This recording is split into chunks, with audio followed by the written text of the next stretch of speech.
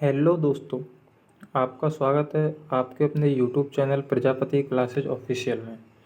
दोस्तों, आज हम बात करने वाले हैं राजस्थान की नदियों के प्रीवियस ईयर्स के कुछ महत्वपूर्ण क्वेश्चंस के बारे में। जो क्या है, नदियों के जो क्वेश्चंस हैं वो पिछले पेपर्स में आए हुए हैं, जैसे 2023 के, 2022 के, दो जितने भी एग्ज़ाम्स हुए हैं उन सभी में आए हुए हैं। तो आज हम कुछ उन क्वेश्चंस के बारे में बात करने वाले हैं। तो देखिए दोस्तों, पहला जो क्वेश्चन है, राजस्थान के किस प्रदेश में बीहड़ मिलते हैं? चंबल बेसिन में, माही बेसिन में, छप्पन बेसिन में, सांवर बेसिन में। तो ये जो दोस्तों आया हुआ है 2020 में क्वेश्चन, तो इसका जो राइट आंसर हो जाएगा वो हो जाएगा चंबल बेसिन में। उसके बाद क्वेश्चन नंबर 2, श्यामपुरा एवं भाट नहर कहाँ निकलती हैं?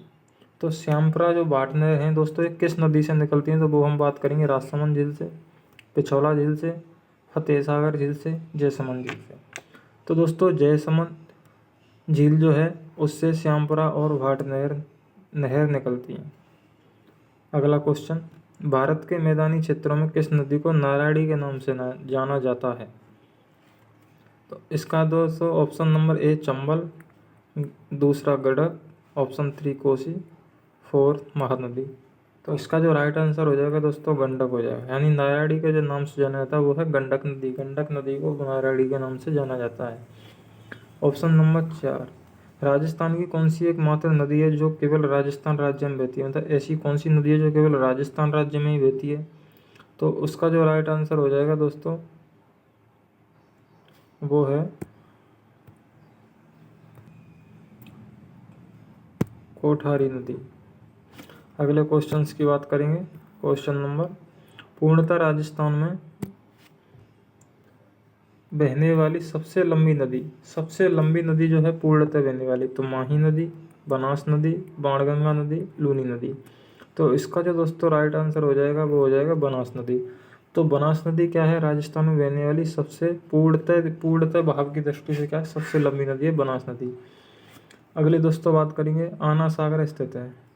आना सागर स्थित है कहाँ पे, किस जिले में स्थित है? यानी अजमेर में, बीकानेर में, उदयपुर में, जयपुर में। तो इसका जो राइट आंसर होगा दोस्तों, आना सागर जो झील है वो अजमेर में स्थित है। इसके बाद अगले क्वेश्चंस की बात करेंगे, सांवर झील का निर्माण किस चौहान शासक द्वारा करवाया गया? तो सांवर जो झील है इसका निर्माण किस शासक के द्वारा करवाया गया था? तो वो करवाया गया था आपके गोविंदराज, दुर्लभराज, वासुदेवराज, वत्सराज। तो इसका जो राइट आंसर हो जाएगा वासुदेव। अगला जो क्वेश्चन है दोस्तों, निम्नांकित में से कौन सा बालसन का उदाहरण है? बालसन का उदाहरण क्या है? तो बालसन का उदाहरण ऑप्शन ए खाटू लवड़, 2 पचपदरा, 3 सांवर, 4 डीडवाना। तो इसका जो राइट आंसर हो जाएगा वो हो जाएगा सांवर झील। क्वेश्चन अगला, खड़ीन है। खड़ीन यानी क्या है? एक जनजाति है खड़ीन, जल संरक्षण तकनीक है, वन संरक्षण तकनीक है, जनजातीय गांव है। तो इसका जो राइट आंसर हो जाएगा दोस्तों जल संरक्षण तकनीक। अगला क्वेश्चन, लूनी नदी के जल प्रदूषण का मुख्य कारण क्या है? तो लूनी जो नदी है दोस्तों इसके जल प्रदूषण का, यानी लूनी नदी का जो प्रदूषण हो रहा है उसका मुख्य कारण क्या है?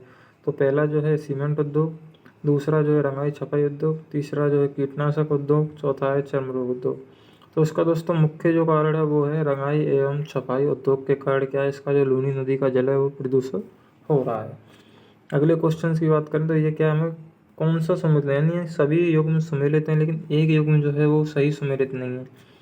तो बेडस नदी कहाँ से निकलती है? गोगुंदा की पहाड़ियों से, ये इसका मतलब सही है। उसके बाद निकलती है गंभीरी नदी जावेद की पहाड़ियों से, ये भी सही है। बाणगंगा नदी बैराट की पहाड़ियों से, ये भी सही है। माही नदी ये खमनौर की पहाड़ियों से, इसका मतलब ये गलत है, खमनौर की पहाड़ियों से। आगे दोस्तों अगला जो क्वेश्चन है वो है, कौन सा सम्मिलित नहीं है? तो बनास नदी, मतलब इसकी ये इधर जो क्या है सहायक नदी दी हुई है, वो सॉरी इधर नदी है और ये नदियों की सहायक नदी है। अब इसमें से सम्मिलित करना है। बनास नदी की सहायक नदी है कोठारी नदी, लूनी नदी की सहायक नदी है सागी नदी, काली सिंध की है आहू नदी और माही नदी की है बाकल। तो ये बाकल जो नदी है ये दोस्तों माही नदी की सहायक नदी नहीं है। आगे अगले हम क्वेश्चंस की बात करेंगे। निम्नलिखित में से हमने कौन सा युग्म सही सुमेलित है, यानी बनास बनास नदी जो होती है वो खमनौर की पहाड़ी से निकलती है, बिल्कुल सही है। बाणगंगा नदी वैराट की पहाड़ी से, कांतली नदी खंडेला की पहाड़ी से, कांकनी नदी जो होती है कुंभलगढ़ पहाड़ी से नहीं निकलती है। अगली जो क्वेश्चन है, सांवर नामक झील से भारत का लगभग कितने प्रतिशत, सांवर जो झील है उससे भारत का लगभग कितने प्रतिशत नमक उत्पादन होता है। लगभग में पूछ रहा है, तो यानी 16%, 21%, 9%, 4%। तो दोस्तों सांभर झील से नमक का उत्पादन होता है भारत का तो लगभग 9%, यानी 8.7% नमक उत्पादन होता है। और अगर राजस्थान की बात करें तो मतलब राजस्थान का 80% नमक, यानी राजस्थान का 80% नमक सांभर झील से होता है। अगले क्वेश्चन की बात करें, बांकली नदी, बांकली नदी किस नदी पर स्थित है। तो लूनी नदी, काली सिंध नदी, साहिबी नदी, सुकड़ी नदी। तो इसका जो राइट आंसर हो जाएगा सुकड़ी नदी, यानी बांकली जो बांध है वो किस नदी पर है, सुकड़ी नदी पर स्थित है। अगला क्वेश्चन, राजस्थान में चंबल नदी की सबसे बड़ी सहायक नदी कौन सी है। तो चंबल नदी की जो सबसे बड़ी सहायक नदी वो है ऑप्शन ए द्वेषमती, लूनी, साबरमती, बनास। तो इसका जो राइट आंसर हो जाएगा बनास नदी। अगला जो क्वेश्चन है, निम्न में से कौन सी झील डेवर झील के नाम से जानी जाती है। तो कौन सी जो झील है वो डेवर झील के नाम से जानी जाती है, दीड़वान, पिछौला, जयसमंद, कोलायत। तो इसका जो राइट आंसर हो जाएगा जयसमंद झील, यानी जयसमंद जो झील है वो डेवर झील के नाम से भी हमें जाना जाता है। अब हम यहाँ पे भी मिलान कर रहे हैं अगले क्वेश्चन में, चंबल नदी की सहायक नदी कौन सी है, लूनी की सहायक नदी कौन सी, माही नदी की सहायक कौन सी है, बनास की कौन सी है।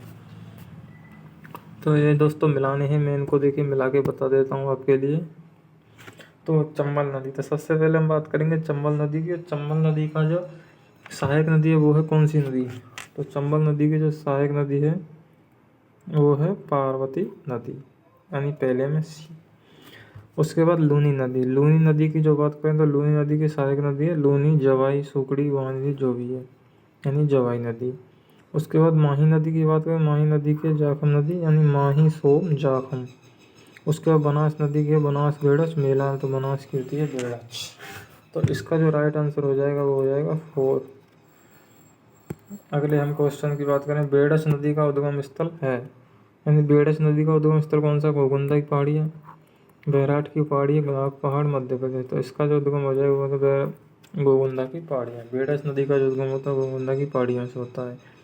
उसके बाद उत्खात स्थलाकृति पाई जाती है, उत्खात जो स्थलाकृति पाई जाती है वो पाई जाती है झालावाड़, डूंगरपुर, गंगानगर, हनुमानगढ़, घग्गर नदी बेसिन, धौलपुर तथा सवाई माधोपुर। तो उत्खात जो स्थलाकृति होती है वो पाई जाती है धौलपुर तथा सवाई माधोपुर में। आगे हम बात करेंगे, बांकली झील निम्न में से किस में स्थित है, बीकानेर, बाड़मेर, पाली, जोधपुर। बांकली झील जो है पाली में स्थित है। उसके बाद अगला क्वेश्चन है, निम्न में से कौन सी नदी राजस्थान के आंतरिक अविवाह तंत्र से संबंध नहीं है, यानी रूपनगढ़, खांडेल, मेंढा, मित्री। तो इसका जो राइट आंसर होगा दोस्तों मित्री। तो दोस्तों ये थी आज की क्वेश्चन पेपर। तो आपने दोस्तों वीडियो को देख ही लिया, अगर आपने सब्सक्राइब नहीं किया तो चैनल को सब्सक्राइब कर लें। और ही हर टॉपिक से रिलेटेड अभी क्वेश्चंस आपको प्रीवियस ईयर्स के देखने को मिलेंगे, तो चैनल को सब्सक्राइब करना ना भूलें। चलिए दोस्तों वीडियो को एंड करते हैं।